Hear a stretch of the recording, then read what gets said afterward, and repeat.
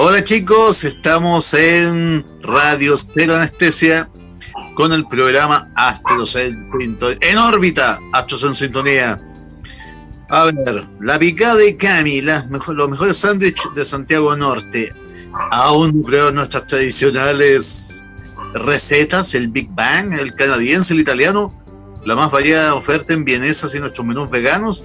¿Qué esperas? Visítanos en Nueva Huelbuta 1325, Plaza La Palmilla, o haz tu pedido a domicilio desde las 22 horas o hasta las 22 horas, llamando al 22 708 75 92 o al WhatsApp más 569 74 70 17 32, o también por la aplicación Uber Eats. La picada de Cami, el mejor sándwich de Santiago Norte. Service Garage, taller mecánico automotriz. ¿Problemas con tu vehículo? Somos la mejor opción en mecánica especializada en motores, cambios de kit de embragues, carga y reparación de aire acondicionado, ajuste de motor, tren delantero, sistema de frenos, escáner. ¿No puedes trasladarte al taller? Nuestros mecánicos te visitan en la puerta de tu casa. Contáctanos en el más 569-776-59169 o visita nuestro taller en Avenida El Guanaco 4427 Recoleta. Service Garage, la confianza de conducir. Agua Manquehue, la mejor agua purificada sin gas. Mantén tu hidratación y salud con los beneficios del agua en tu cuerpo. Realiza tus pedidos online en www.aguamanquehue.cl o también en el despacho express en el WhatsApp más 569 56 56 05 19. Con Agua Manquehue, una mejor vida. Y estamos en este segundo capítulo, ni más ni menos que con Óscar Acuña. Óscar Acuña fue director del Consejo de Monumentos Nacionales. ¿En qué gobierno, mi querido Óscar? ¿Fue? Mira, lo que pasa es que partió antes. Yo era el abogado de la Dirección de Biblioteca, Archivo y Museos, desde tiempos de Marta Cruzcoque. Es una pega rara porque entré por un aviso en el diario, que es la única vez que lo he contado. Así que, mira, bien. Estaba de abogado en otra parte y me aburrí y postulé y quedé. No, sin concurso ni sorteo, no tuve pituto ni nada de eso. Y me fui quedando y me tocó trabajar con la Marta Cruzcoque y luego con la que yo creo que ha sido la mejor directora, la Clara Putnik. Y cuando asumió ya la Nidia Palma, ella nos dio... Sí, con la Clara hicimos la Biblioteca Santiago, el Bibliometro, el Biblioredes, la Bibliolancha, hasta un Biblioburro. Y y bueno, y después cuando asumió Nidia Palma en el gobierno Bachelet, ella me pidió hacerme cargo del Consejo Monumento y asumí el 2006 y me quedé post terremoto hasta abril del 2011. Yo renuncié en diciembre del 2010, pero di un tiempo para que buscaran a mi reemplazante, que es el actual subsecretario de Patrimonio, Emilio Lacerda. Mira, no, bueno, y debo reconocer que te portaste muy bien conmigo cuando hicimos aquel histórico congreso de cementerios patrimoniales. Te portaste muy bien conmigo. Bueno. Fue muy entretenida la actividad que hicimos y en realidad lo pasamos bastante bien. ¿Ah? Sí. Me acuerdo que fue un sábado. Efectivamente, sí, fue un viernes y sábado. Exactamente. No, lo pasamos muy bien y fue inédito. Fue por primera vez que se hablaba de los cementerios en Chile como un espacio de arte y de memoria. Es que increíble. Y acuérdate que hasta ese momento, si mal no recuerdo, solamente el patio 29 era monumento nacional. Así es. Exactamente, el patio 29 y el cementerio Caldera. Y el cementerio de Caldera, toda la razón. El cementerio Caldera porque es el primer cementerio de disidentes que hay en Chile y además súper interesante porque parte de los marinos que estuvieron en la guerra civil del 91 y que fueron hundidos sus barcos, están enterrados ahí. Sí. Mira, tenía su particularidad. Sí, tiene una particularidad. Pero efectivamente el patio 29 lo declaramos monumento y se intervino con el acuerdo de las organizaciones. Sí, yo creo que se aceleraron las cosas y de hecho, bueno, tú sabes que actualmente parte del cementerio general ya es monumento nacional, lo mismo el cementerio católico. Me tocó la declaratoria, sí, me tocó la declaratoria, sí. Efectivamente. Y fíjate que, bueno, en realidad el tema de los monumentos ha estado en boga y voy al tiro a la primera pregunta candente. Oscar, desde tu visión del patrimonio. No, si es candente, no creáis que no es candente, si el patrimonio a veces es candente y produce, ¿cómo te lo digo? Produce discusión. Y esto se ha visto tanto en Chile como en Estados Unidos, que en sus respectivos estallidos sociales, de hecho, hay muchas estatuas de, qué sé yo, conquistadores, descubridores como Colón, que simplemente han sido agredidas, han sido botadas. Obviamente que eso responde, ¿cómo decírtelo?, a un lenguaje que tienen estas manifestaciones, ¿ok? Pero ¿cuál es tu opinión personal como un amante del patrimonio, como un profesional del patrimonio, respecto a este tema de ir a derribar a Cristóbal Colón, a Pedro Valdivia, etcétera? A mí unas amigas que tienen posturas distintas me dicen que a mí me gustan las estatuas. Yo creo que es una exageración, pero mira, lo que pasa es que yo creo que la sociedad legítimamente puede discutir la validez de ciertos monumentos, pero una discusión no implica una acción, digamos, o sea, puede tomarse a raíz de la discusión una acción. Si tú lo piensas, en España todos los monumentos de Franco desaparecieron, incluso se produjo este mismo año, antes de la pandemia, la exhumación de los cuerpos del Valle de los Caídos de Franco y se trasladó, ¿ya? Porque el Valle de los Caídos en sí, si bien es monumental y es un monumento, carga con una historia bastante negra, porque fueron en el fondo los del sector perdedor, los republicanos, que casi como mano de obra forzada tuvieron que construir esa cosa que es fundamental. Entonces, yo no discuto que la sociedad pueda cambiar y sacar sus monumentos. El tema es si vamos a hacerlo a la fuerza, en el fondo, porque hoy día es este tipo de monumento, el monumento a Baquedano, por poner el paradigmático ejemplo. Sí. Pero el día de mañana la tendencia puede ir en el otro lado y alguien puede decir, ¿sabe que yo quiero botar el monumento a Allende? Claro. O eliminar los memoriales. Voy a ir contra un memorial de derechos humanos, etcétera. Exacto, sí. Porque todo, si lo vemos exclusivamente desde una perspectiva política, eso cambia. Y a mí me hacía mucho sentido la discusión que se da en el mundo sobre este tema. No quiero ser ciútico, si lo soy, por favor, tú me paráis, pero ponte tú con los mismos argumentos, los talibanes votaron los budas de Bamiyan. Los cañonearon, los dinamitaron y no quedó más que la cavidad, porque resulta que los budas para los talibanes eran una imaginología que era agresiva al Islam. Claro. En Mali, donde existe este lugar que siempre uno lo cita, que es Timbuktu, siempre uno lo cita porque dice, cuando se habla de Timbuktu es como hablar de donde el diablo perdió el poncho, que es cualquier cosa. El diablo perdió el poncho, pues claro. Exacto. Y en Timbuktu también los del Estado, movimientos revolucionarios destruyeron, fue un lugar de mucha sabiduría, la primera universidad islámica estuvo en Timbuktu, y hace unos 5 años atrás destruyeron los túmulos y todo, y se perdió. Y el Estado Islámico en Palmira, en Siria, arrasó con lo que había.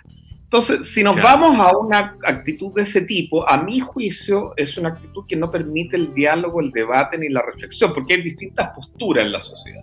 Y está bien que se vuelven ciertas personas como políticamente incorrectas, pero, o sea, pasó, como decía un artículo de Rodríguez Elizondo ayer, pasó con Neruda, ha pasado con distintos personajes a lo largo de la historia que, mirados con los ojos de hoy, han hecho cosas horribles. Claro. Ese es el tema, claro, o sea, tienes razón, el debate es cambiante, pero por lo mismo quizás también se refleja de esa manera tan dura en la calle, ¿eh? O sea, pero lo más lamentable es eso, que finalmente quizás la gente ni siquiera se da cuenta de lo que está votando, de lo que está derrumbando. Obviamente que, claro, ¿qué es lo que tú ves cuando ves al general Baquedano? Ves a un militar, ves al poder militar expresado. Y te vas contra eso más que con el personaje. Pero por ejemplo en el caso del mismo monumento que le da el de la colonia italiana, que le da el nombre a la Plaza Italia, por supuesto, o sea, podría ser incluso un excelente símbolo del proceso que se quiere llevar a cabo. pero la gente no solamente ve, como te digo, un mármol frío y no hay más cuestionamiento al respecto. Claro, y además que incluso desde el punto de vista de lo que fue la figura de Baquedano, además históricamente ha sido poco estudiada en nuestras aulas actuales, porque era un general bastante atípico. Por otra parte, lideró las tropas no eran tropas regulares, esto fue un fenómeno de conscripción. El roto chileno fue el que llegó a Tacna, a Lima, a Huamachuco, a todas esas batallas, digamos. Y ojo, no fue el ejército prusiano que hoy día conocemos, fue otro ejército, absolutamente distinto. Absoluta. Bueno, hasta el uniforme pusiera francés. Claro, absolutamente. Pero claro, ahora tú dices, esa discusión, entonces, no sé, alguien podría en Roma decir, bueno, derribemos todo lo que hable de Julio César, porque Julio César igual fue un personaje que a los ojos de hoy tiene mucha oscuridad, pero ¿tiene sentido eso? O no sé, por la cuna de la democracia, Grecia, pero en Grecia había esclavos. O sea, y eso no era inusual, entonces es difícil juzgar las cosas con los ojos de hoy. Siempre. Sí, pero ojo, que parece que, pues tú sabes que las estatuas de los emperadores romanos eran reutilizables, pues. Claro, lógico. Les cambiaban las cabezas, etcétera. Sí. Venía Calígula, qué sé yo, después mataban a Calígula por ese motivo, cambiaban la cabeza nomás. Por supuesto, tienes razón. Pero ¿sabéis qué? Quizá en el fondo el mismo tema de la destrucción del símbolo habla también del poder del símbolo, po. Claro, bueno, sí. Es necesario destruir el símbolo porque es muy poderoso. Claro, pero eso es una actitud bastante barbárica. En sí. Claro. Vamos a la historia nomás, pero cuando en la guerra entre Roma y Cartago, claro, Aníbal pierde, ¿qué es lo que hace Roma? Destruye Cartago, no deja piedra sobre piedra. Y es más, sobre los terrenos echa sal. Porque incluso desde el punto de vista de lo que tú dices, de los símbolos, eliminar la cultura de un país o de una nación o de cierta identidad es la forma más efectiva de arrasar un pueblo o una forma de ser. Es algo brutal, pero muy real. O sea, y ponte tú, en el caso del conflicto que se ha dado con el brutal crimen de estos policías en Estados Unidos. Sí. Hay una figura controversial que es el general Lee, Robert E. Lee, el general que comandó las tropas de la Confederación. Fue el mejor alumno de la Academia West Point, mucho mejor militar que Ulysses Grant, que lo ganó, pero perdió. La historia la cuentan los vencedores. Pero estratégicamente era muy superior a sus colegas del norte. O sea, muy superior. ¿Qué es lo que le faltaba? Le faltaba tropa y le faltaba material bélico. Pero de hecho, el sur estuvo a punto de llegar a Washington en la batalla de Antietam. O sea, que fue una batalla clave en la guerra civil de Estados Unidos porque la ganó el sur, pero fue un triunfo a lo pirro. ¿Por qué a lo pirro? Porque la ganó a costa de que perdió muchísimos soldados. Entonces, al final la ganó, pero perdió. Pero si hubiera llegado en ese minuto, si hubiera seguido avanzando el ejército del sur y hubiera conquistado Washington, la historia que estaríamos hablando podría ser hoy día diametralmente distinta. No quiere decir que una cosa justifique otra, pero es así. Y si vamos y si seguimos en esa misma línea, hay un cementerio muy conocido en Washington que no está propiamente en el distrito de Columbia, sino que está en Virginia, que es el Cementerio Nacional de Arlington. Y el Cementerio Nacional de Arlington tiene una particularidad. Fue una consecuencia de la Guerra Civil, porque esas tierras eran del suegro del general Lee. Y como una forma de castigar al general Lee, se le expropiaron esas tierras y se puso un cementerio con un mensaje. el mensaje era que en esas tierras nunca más se volvería a sembrar. Mira, o sea, toda una simbología, pero también en una forma de castigar a Ali. Oye, qué buen dato, muy buen dato. Ahora bien, mira, de todos estos, ¿cuál es el que te dolió más? Por ejemplo, hay 104 monumentos que después del estallido social tienen daños profundos, más complejos. Está el Pedro de Valdivia de Concepción, el monumento a Colón en Arica, bueno, obviamente que Baquedano, la escultura ecuestre de Diego de Almagro en el Parque Almagro también finalmente fue sacada. También la dañaron, no, esa no la sabe. Bien, fue sacada de cuajo. Solamente que parte de las patitas quedó en la base y el resto se rompió nomás, pues. La escultura de Francisco de Aguirre, La Serena. Y bueno, básicamente todos los monumentos de la comuna de Santiago sufrieron daño, algún tipo de daño. Los del eje de la Alameda. Mi señora es ariqueña y nos dio harta pena la destrucción del monumento de Colón en Arica, porque más allá de las opiniones que existan, en Arica es una ciudad bastante conservadora. Y la plaza donde se encuentra el monumento se llama Plaza Colón. Y este era un monumento que habían donado los italianos, que además es una comunidad muy fuerte en Arica, hasta el día de hoy. O sea, la cantidad de italianos que viven en Arica es enorme. Entonces, sí, Colón yo creo que ni siquiera disfrutó los beneficios de haber descubierto esto, que fue por fortuna, porque se equivocó nomás. Claro. Claro. No lo sé, o sea, a ver, vayamos a México, güey. Claro. O sea, si es absurdo que Hernán Cortés haya logrado doblegar al imperio azteca con una tropa de soldados tan pequeña, por mucho que hablemos de la labor que cumplió esta indígena que lo apoyó, que lo ayudó a sabotear. La Malinche, exacto. La famosa Malinche. En decir que es como un tipo humano, medio traicionero. Pero claro, la verdad es que los mexicanos, los pueblos originarios de México, no querían a los aztecas, po, sí, claro, sí, tenés razón. O sea, hay una los aztecas los conquistaban, los esclavizaban, los mataban, los sacrificaban. Entonces le tenían una deuda pendiente. No es que Cortés haya sido un gran estratega ni nada, sino que como pasa en la vida, pues, las deudas se cobran y eso se la cobraron. No, y los incas lo mismo, los incas eran... Lo mismo, pues, los incas eran felices entre ellos, pero los pueblos no estaban nada felices. Pero todos los demás eran esclavos para el emperador inca, pero hay una visión un poco maniquea de pensar que como que todo lo indígena es bueno y todo lo europeo es malo. Pero si nosotros que trabajamos el Capañán con el gobierno peruano y con los técnicos peruanos, con los arqueólogos, un amigo del Cusco, arquitecto, lo voy a citar, Gorky Coaboy, cuando fuimos a Machu Picchu, le decía, esta cuestión qué maravillosa, la ciudadela, además que el vínculo con la naturaleza y todo, entonces él me decía, bueno, es que la mano de obra era barata, po. Sí, pues. Y claro, po, ¿cómo construís eso? ¿Qué diferencia hay entre el Inca, que construyó eso a la Costa del Sudor, y Franco, que manda a hacer el Valle de los Caídos?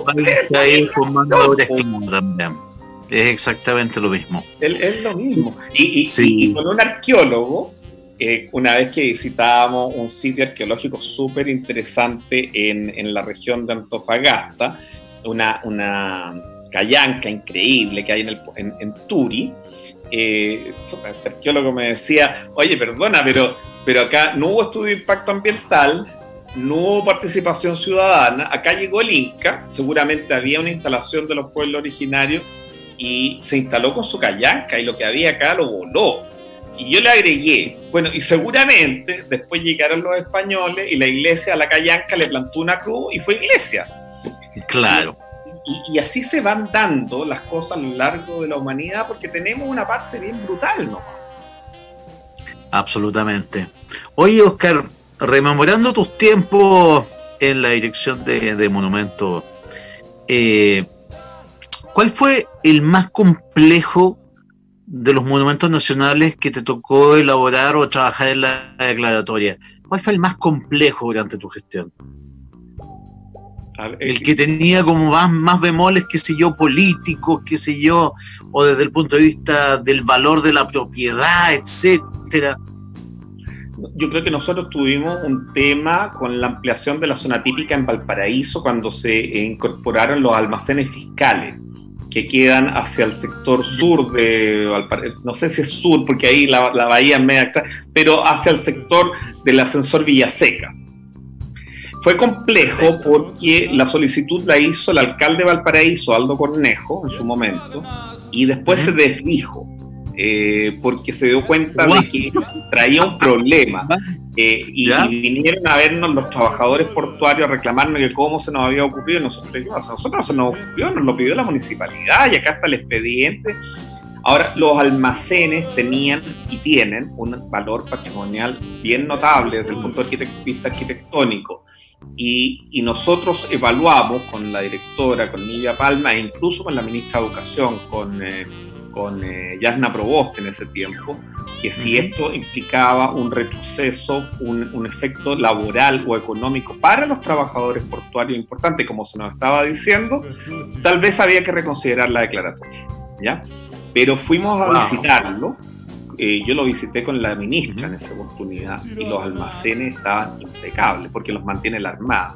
O sea, son una obra de 1878, increíble, y son un testimonio de cómo se producía el movimiento portuario en ese tiempo allá. Y consultamos al Sistema Nacional de Empresas del Estado, y el sistema nos dijo que si se demolían los almacenes, se le daba una sobrevida al puerto o un alivio que iba a durar 5 años. Entonces, frente a eso, nosotros no cambiamos nuestra postura y mantuvimos la declaratoria porque la verdad es que no te podéis faenar una cosa que es valiosa por dar un alivio de 5 años, porque eso es una píldora, es una aspirina, o sea, no tiene sentido. No tiene sentido. Ese fue complejo, pero yo creo que nosotros tuvimos 3 casos que para mí fueron particularmente emblemáticos, 2 de buena solución y una que al final tuvo un destino feliz. Los casos, los niños símbolos que teníamos era el Mercurio de Santiago, que era un sitio eriazo. Oye, Mercurio, que fue muchos años, estuvo votado desde el terremoto del 85, habían pasado 25 años cuando se intervino, sí, que se instaló este proyecto. Durante muchos años el proyecto que ahí se planteaba por parte de distintos arquitectos era hacer un edificio de 25 pisos que llenaba el espacio y era horrible, o sea, entonces la verdad es que hasta que al final llegó un proyecto como el que tiene el espacio M, que a nuestro juicio, a juicio de los arquitectos, del Consejo de Monumento y de los consejeros, fue bueno, y yo lo comparto plenamente, que es un módulo comercial de 3 pisos y una torre de 10 pisos retranqueada que tiene la misma altura del edificio de la Facultad de Arte de la Universidad de Chile y que toma la línea de edificación de la Corte. El segundo caso símbolo era el edificio Luis Cousiño, La Ratonera, en Valparaíso. Y ahí logramos, digo logramos porque lo apoyamos bien decididamente desde el nivel central, que el DUOC hizo su centro de formación allí. Y la verdad es que es un proyecto bien notable de arquitectura que aprovechó el vacío que había porque se había quemado. O sea, a Luis Cousiño le había pasado de todo. Y la verdad es que se recuperó y además dentro de las carreras que da el DUOC ahí está la carrera de conservación. Entonces hay un nexo acá bien imbrincado. Y finalmente, el tercer caso, nosotros aprobamos una solución que fue muy denostada, pero que yo creo que fue la que posibilitó la solución, que es el caso más polémico, el Palacio Pereira. El Palacio Pereira.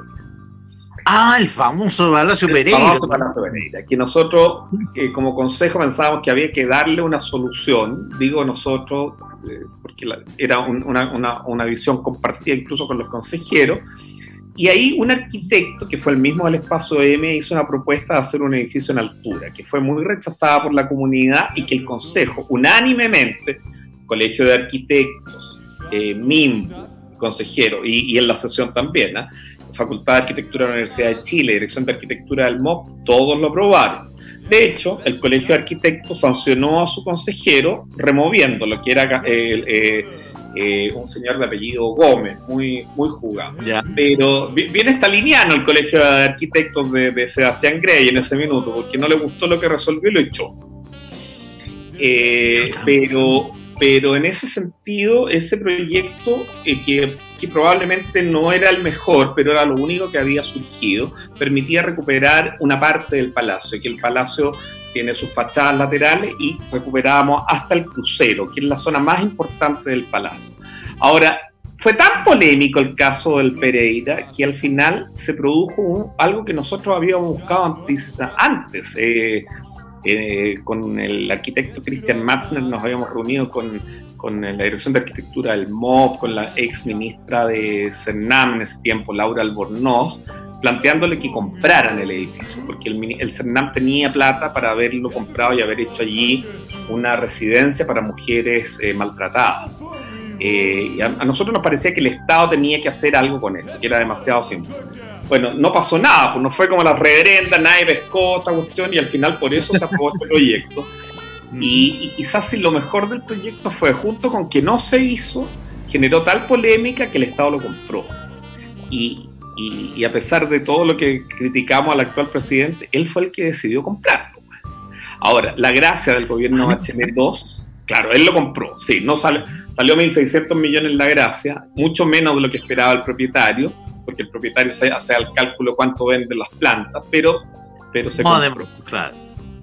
Y después, yo creo que tengo que reconocer al ministro de Obras Públicas y por su intermedio a la presidenta Bachelet en el segundo gobierno, que ellos mantuvieron el financiamiento para que la obra se concretara, y el Palacio hoy día es un edificio que no se ha entregado, pero que va a permitir tener oficinas del Ministerio de la Cultura, las Artes y el Patrimonio y el Consejo de Monumentos instalado allí con dignidad y con propiedad. Ahora, ese es un caso excepcional, pero fue el caso más ingrato, si tú quieres. Pero tuvo que final feliz, o sea, hay que mojarse el popi en la vida.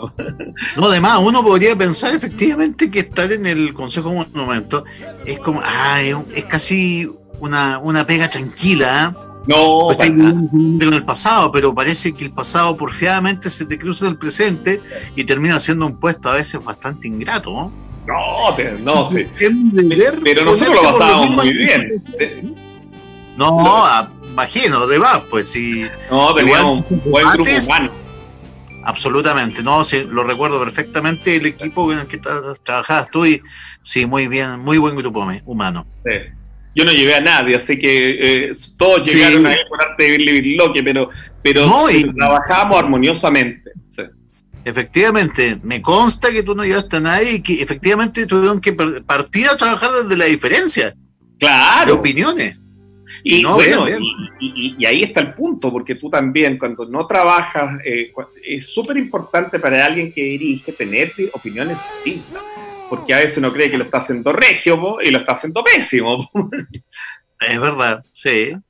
Oye, y a propósito de hacerlo regio, pésimo, hay un caso paradigmático ahora, que se está viendo estos días, que es el famoso ex Hospital San José. Tú sabes que es un lugar que yo conozco mucho. Muchísimo. Hay una necesidad sanitaria, que obviamente es el nuevo Instituto Nacional del Cáncer, y se está planteando la posibilidad de levantarlo en los terrenos del ex Hospital San José, fuera de la zona que está declarada Monumento Nacional, pero que de algún modo rompe, ¿cómo decírtelo?, con la línea narrativa del hospital. O sea, quedaría como muy aislada la parte que es monumento por este nuevo edificio de 6 pisos, etcétera. No conocemos todavía los detalles a grandes rasgos, etcétera, pero te iba a preguntar ¿qué prima finalmente? ¿Qué debe primar? ¿Lo sanitario, lo patrimonial, etcétera? Y también tu opinión personal, ¿habrías intervenido en el ex Hospital San José? Habla un poquito, ¿qué habrías hecho si hubieses estado en el Consejo de Monumentos? A ver, lo que pasa es que el Hospital San José, como tú lo sabes mejor, tiene un origen republicano, pero antes incluso como Lazareto, Sí. a cargo de las monjas, y tiene la particularidad que el tipo de Única. enfermedad que tenía eran infecciosas, entonces es un hospital que cuando uno lo visita es crudo, porque tú ves que tenía pasada directa al cementerio. O sea, Sí, pues. se hospitalizaba ahí, tenía claro que podía ser su destino terminar adentro. Pero yo por lo menos he indagado y no he encontrado ejemplos similares en el mundo No, de algo así. sí, como free, bueno. Sumamente singular. Sí, Sí. tremendo. Pero, Sí, pues. y es un edificio también lleno de una carga así, como tú lo dirías, de energía, bien así como fantasmagóricas en ocasiones. Parapatrimoniales, llamémosla. Sí. Energías parapatrimoniales. Que también tiene un elemento valioso. Eso te iba a decir, o sea, claro, para el ciudadano a pie, cuando tú preguntas, ¿qué es el ex Hospital San José? Ah, ese es el lugar embrujado que queda en Laguna Independencia. Y es la opinión que todos tienen. Y antiguamente en Ñuñoa, ahí en el inicio de Avenida Mata con San Eugenio, había una casa que era la casa embrujada, y que la demolieron. Una música, pues. Y que también marcaba presencia por lo mismo, porque la gente pensaba que era embrujada. Por supuesto. Y en Cartagena, la ciudad donde yo como 70 años tuve casa de vacaciones, había también castillos que eran tan lóbregos que todo el mundo decía que eran castillos embrujados, porque estaban abandonados. Entonces, mira, yo creo que no es errado que existan intervenciones contemporáneas en un monumento. Acaso a lo largo del mundo hay muchos. Yo creo que de repente a nosotros nos falta un poco más de osadía y de ver cómo hacerlo. ¿Cuál es el riesgo? El riesgo, a mí me surge, no sé si has visto el edificio de la Universidad de San Sebastián frente a la Facultad de Derecho de la Universidad de Chile, mi alma mater. Y ahí estaba, cuando yo estudiaba, el Liceo Alemán. Y el Liceo Alemán, junto con su edificio, tenía una capillita muy bonita, pequeña. Bueno, el edificio de la Universidad de San Sebastián se comió la capillita existe todavía. Ese es el tema, pues. Pero claro, parece una estampita. Claro. Muy buen ejemplo, porque efectivamente la capilla actualmente pasa totalmente desapercibida. O sea, es que parece, no sé, cualquier cosa, un escapulario, güey. Sí, pues. Entonces hay casos que pueden ser malos ejemplos, porque todo depende del tema de cómo dialogan las cosas. O sea, desde ese punto de vista, si la solución arquitectónica es demasiado invasiva, puede ser malo. Y se corre el riesgo que, como estos proyectos implican muchas veces que los actuales ocupantes dejen el sitio porque van a entrar obreros y va a haber movimiento. Bueno, de hecho, en el caso del ex Hospital San José ya todos recibieron su orden de desalojo. Eso es malo, porque el peor enemigo del patrimonio no son las inmobiliarias. Aunque muchas de ellas hagan mérito para ello y la gente lo diga con mucha propiedad. El peor enemigo, ni tampoco los incendios ni los terremotos, el peor enemigo es el patrimonio del abandono.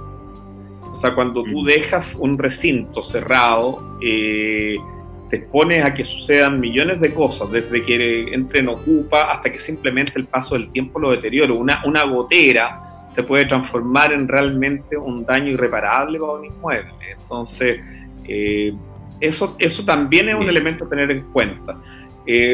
Por otro lado, yo no puedo olvidar que ahí existe un departamento de patrimonio del Ministerio de Salud que ha pelado el ajo durante años, cuyo doctor que hizo la lucha, el doctor Evia, falleció hace poco. Y que también recibió su orden de desalojo, ¿eh? Claro. Yo creo que hay un empuje que ha tenido esa área en el Ministerio de Salud que también no se debe desconocer en esto. Claro, el monumento en sí no lo pueden tocar porque requiere autorización del Consejo Monumento, Pero si los límites, como ocurre en este caso, no incluyen la totalidad del paño donde se encuentra, es perfectamente posible que nos encontremos en un caso similar a la capillita que está por Bellavista. Efectivamente. Y eso sería malo, porque en el fondo tú dices acá la solución no fue buena. O sea, le planta. No se da cuenta de inmediato, absolutamente. A ver.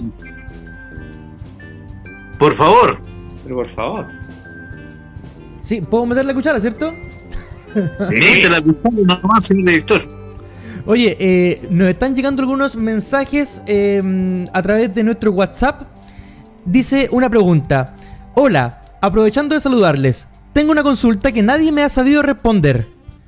¿Quién se hace cargo de las osamentas, cerámicas y similares que se encuentran en las excavaciones de las líneas del metro? Tengo un familiar que trabaja ahí y me consta que las destruyen. Pregunta de un televidente. Buena pregunta. No debería ocurrir que la destruyan. Buena pregunta. Sí, muy buena. La ley de monumentos establece 5 categorías de protección patrimonial. Los monumentos históricos, como ocurre con el Hospital San José, las zonas típicas, como ocurre, por ejemplo, con la calle Núñez de Arce, Ñuñoa o parte de Valparaíso, distintas áreas. Los monumentos públicos, que son todos estos elementos conmemorativos, las estatuas, las columnas, las pirámides, todos los elementos conmemorativos que están en el espacio público.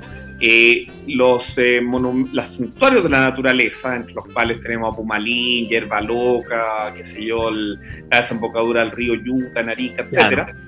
Y finalmente, los bienes arqueológicos y paleontológicos, que en virtud de la ley del año 70 son considerados monumentos por el solo Ministerio de la Ley y de propiedad del Estado.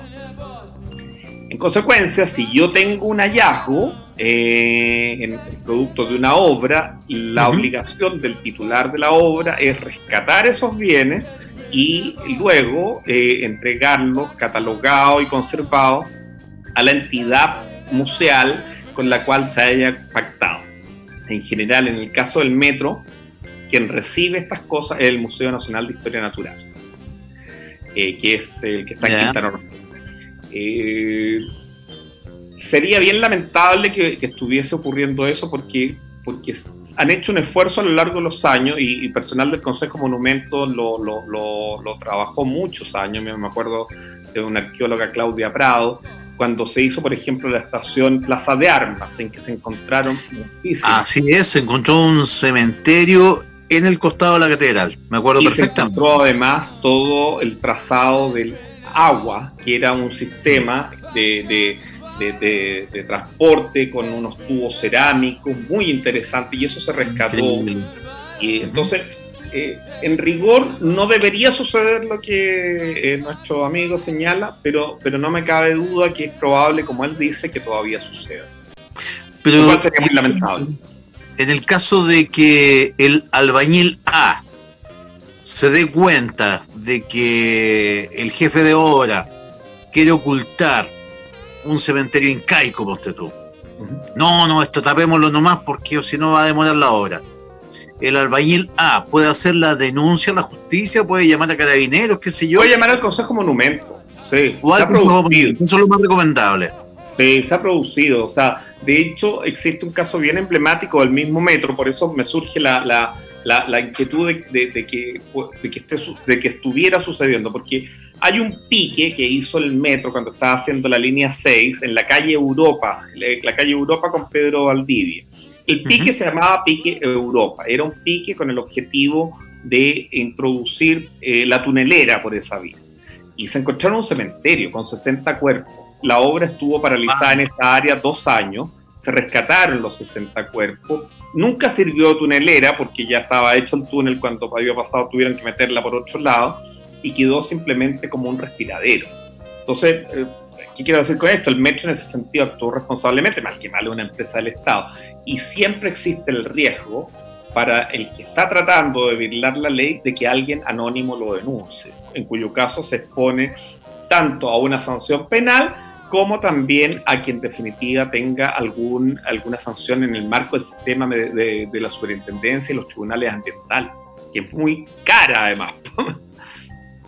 Ya, o sea, pero ya lo sabe la gente. En caso de encontrar restos arqueológicos, o, bueno, en el fondo arqueológico pueden ser paleontológicos. O paleontológicos también.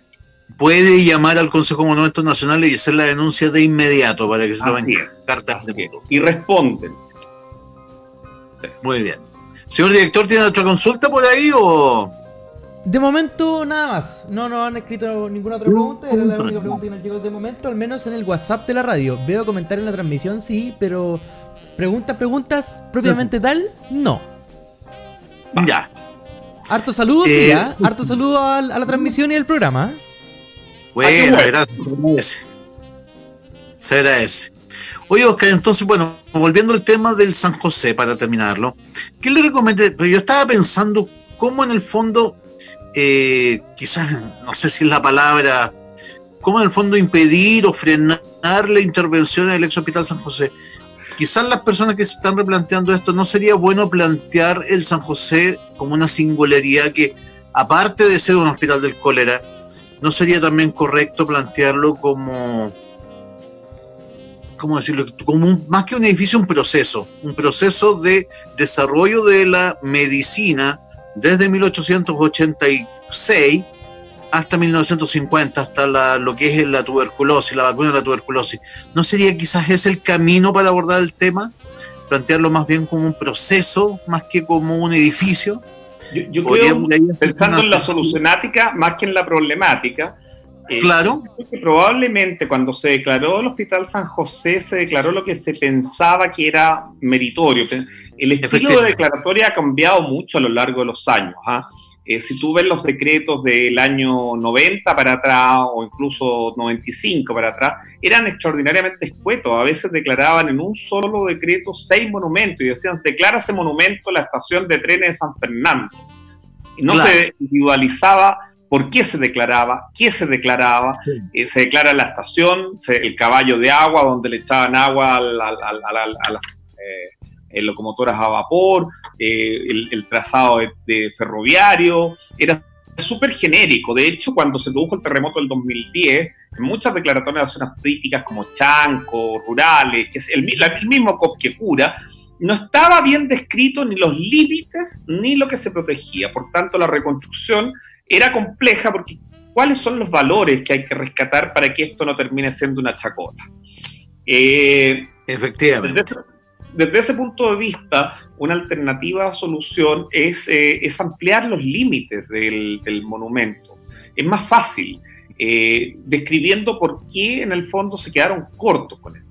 ¿Por qué digo esto? Porque en algún minuto del año 2012 a mí me tocó apoyar una declaratoria en que estuvo un arquitecto que yo aprecio mucho, que yo sé que es polémico, pero yo lo quiero mucho, que es Iván Poduje, y un grupo de vecinos en Isla Negra.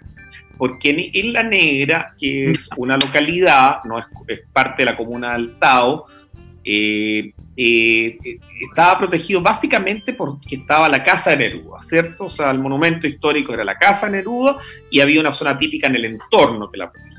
Pero no era la totalidad de Isla Negra la que estaba declarada.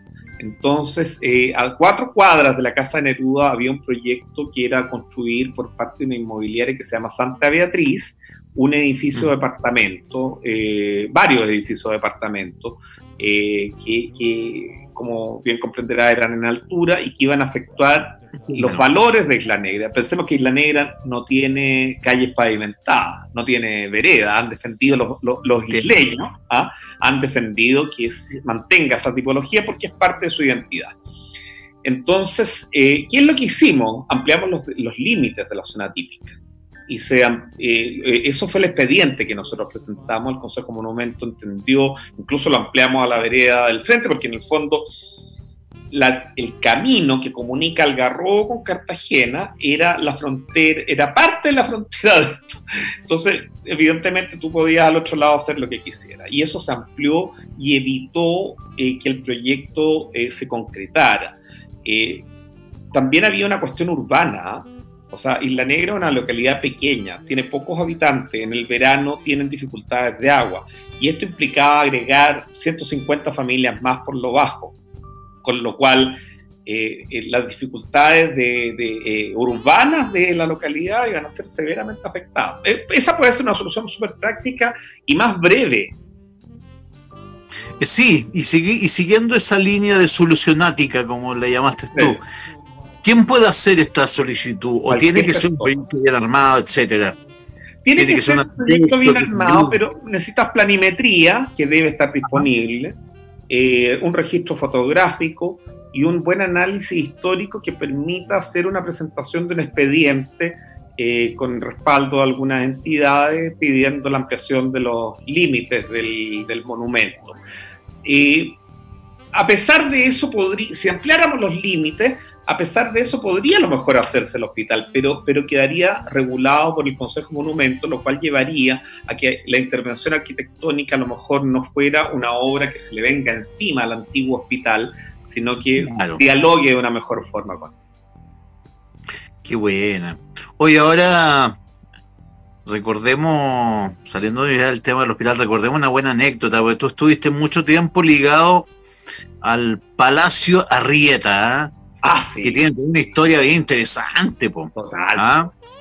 Me acuerdo cuando me llevaste a recorrerlo, y poca gente sabe esto, pero en el segundo piso, tú me mostraste, Oscar, yo no estoy inventando, tú me dijiste, en esta ala, Pena, uno de los ministros de Balmaceda que se cortó el cuello, po. ¿Te acordás o no? Claro. Pero algo, no sé qué. Pero, claro, en el fondo, don José Arrieta, por la gente que no lo sabe, era un ciudadano uruguayo que estaba más allá del bien y el mal, digamos, en la época de la Revolución de 1891, y que acoge a gran parte del gabinete del presidente Balmaceda, del presidente caído. Claro. De hecho, le presta incluso su mausoleo al presidente Balmaceda, al cuerpo del presidente Balmaceda, hasta que se hace su propio mausoleo. Y me acuerdo, claro, que me contabas que penaban mucho en ese lado, porque efectivamente se había suicidado el ministro de Balmaceda. Claro. Y hay elementos así, y si nos remontamos más, el edificio, el Palacio de Arrieta, tiene su origen en Mariano Egaña. Sí, pues, por favor, cuéntanos un poquito del Palacio de Arrieta, porque en realidad es una maravilla. La casona de Arrieta en realidad originalmente era de los Egaña. Y los Egaña, que viajaban mucho, trajeron, la gracia no es solamente la casona que había en tiempos de los Egaña era básicamente una casona tradicional de campo, nada más que eso. Pensemos que Peñalolén en ese tiempo era como que dijéramos ir a Valparaíso para alguien que vivía en el centro de Santiago, la capital no era muy pequeña, entonces esto era una peregrinación, irse a la precordillera prácticamente. Absolutamente.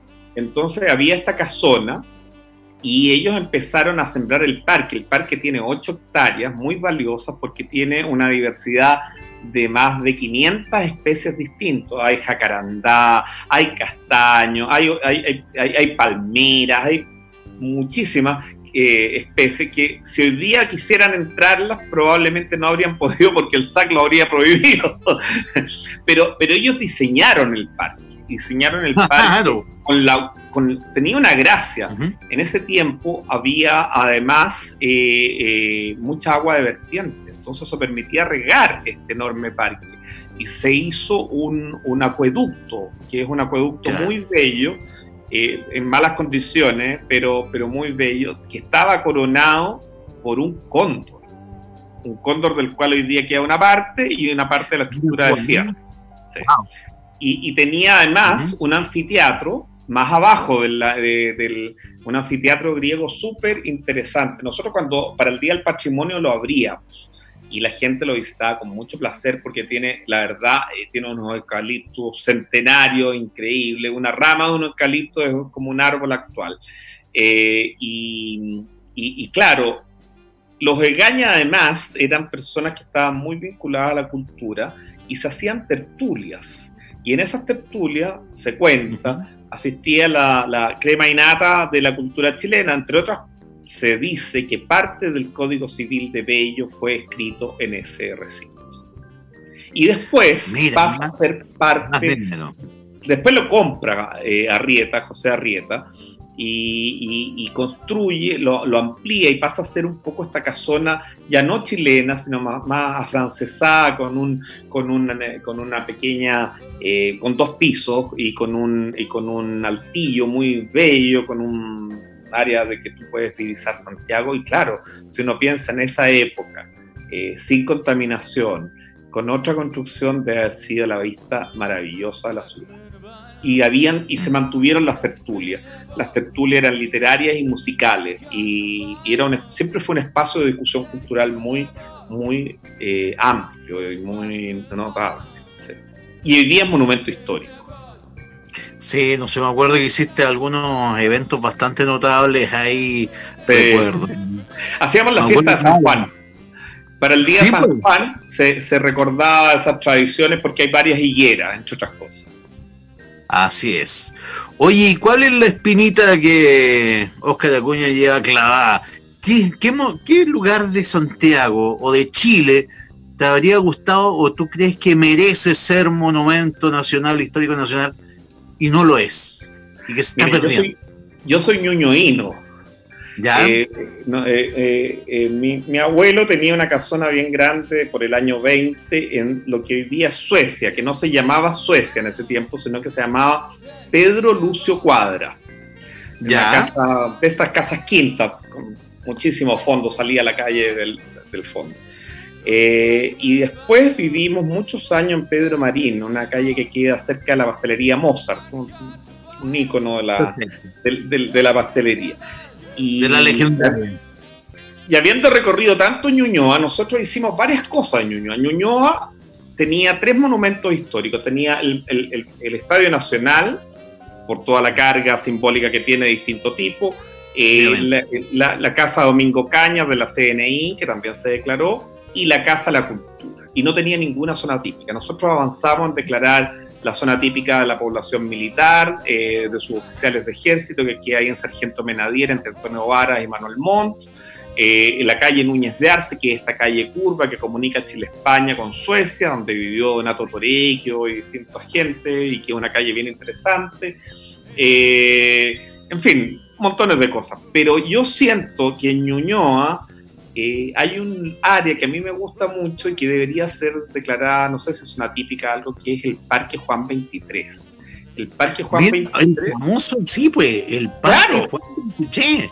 Es muy interesante y lamentablemente está pésimamente tenido, y entre otras cosas tenía una baldosa en el piso con una greca bien interesante, muy sesentera, como la que hay en algunas galerías del centro, cerca del cine Huelén y eso. Y Sí. la municipalidad, que cuando se rompen las baldosas, le pone un parche de cemento. Entonces ha quedado bastante feo. Y lo que sí conserva son todas estas figuras gigantescas que para uno como niño siempre son gigantes, que son eran un elefante, una tortuga grande, una jirafa, donde los niños juegan. Había como unas jardineras de agua que recorrían la totalidad del parque, que hoy día ya están en desuso. Y había también, creo que en la esquina con Dubla Almeida, una gran fuente de agua que se tapó. La taparon con tierra, era enorme, y la verdad es que se perdió. Yo aspiraría que un espacio tan interesante, porque termina con el patio de fondo de la Casa de la Cultura de Ñuñoa, eso podría declararse. Y lo otro que yo creo que también es una arquitectura, estoy centrándome en Santiago, los que sean de regiones no crean que no los conocemos. Después te voy a hacer una última pregunta. La Villa Portales, encuentro que es súper interesante. Oye, sí, pues, la Villa Portales es tan retrofuturista que es ella. Total, es un proyecto inconcluso, porque como pasa siempre en Chile, nunca se terminó de acuerdo al diseño original, y que uno de los arquitectos de esa obra era Fernando Castillo Velasco. Yo creo que esas cosas... El gran Fernando Castillo Velasco. Ay, la Vía Portales no es monumento, no tiene ningún tipo de... Nosotros hicimos varias tentativas y tuvimos una jornada de participación ciudadana. Una vez fuimos en la noche, como a las 9 de la noche, en invierno, con una encargada que teníamos, que una persona muy vital, la de Cire Román, con Cristian Massner, Marcela Torrejón y quien te habla. Y cuando íbamos llegando decíamos acá la posibilidad de que la reunión hayan 10 personas o 10.000 personas. Y habían 10. Y habían 10. Ahora yo creo que para la Villa Portales habría sido bueno una declaratoria porque tiene valor arquitectónico bien notable, es un espacio valioso, sí. Tiene una concepción urbana de espacios interiores, comunitarios, y son departamentos bastante nobles, pueden estar, pueden haberse visto afectados, pero la verdad es que si tú piensas, en ese tiempo el ciudadano chileno tenía más espacio para vivir en su casa que el que goza en la actualidad.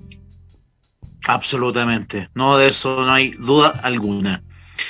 Oye, ya para que la gente de regiones no sé ¿qué opináis del famoso monumento de los pololos, los amantes que hay aquí en la costanera de Puerto Montt?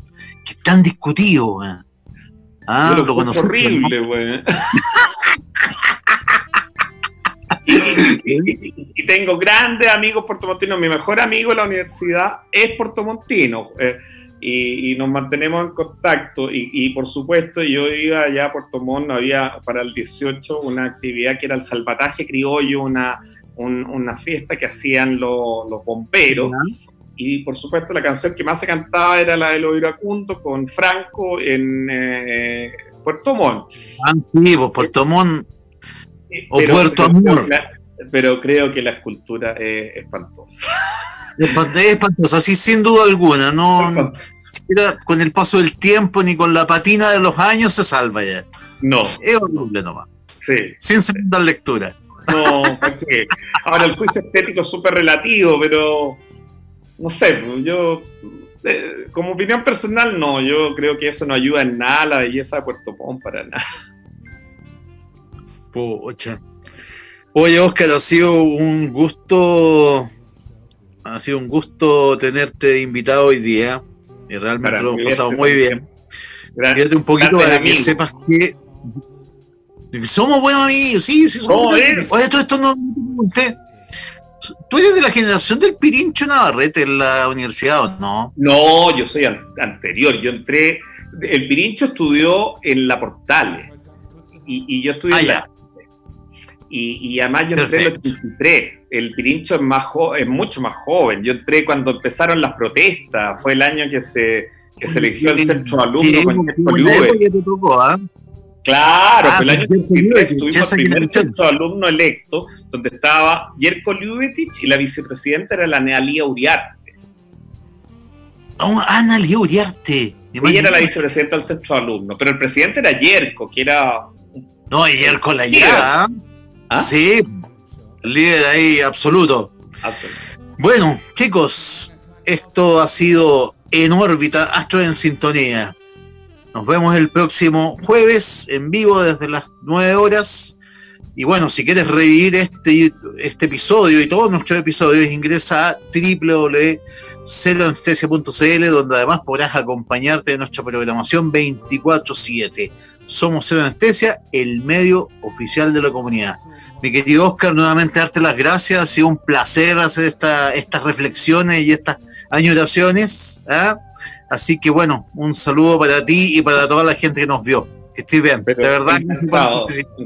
Te agradezco yo a ti. Ojalá cuando pase la pandemia te invito a comernos un chop y un completo en las lanzas de la Plaza Ñuñoa. Esto tenemos que volver a cultural.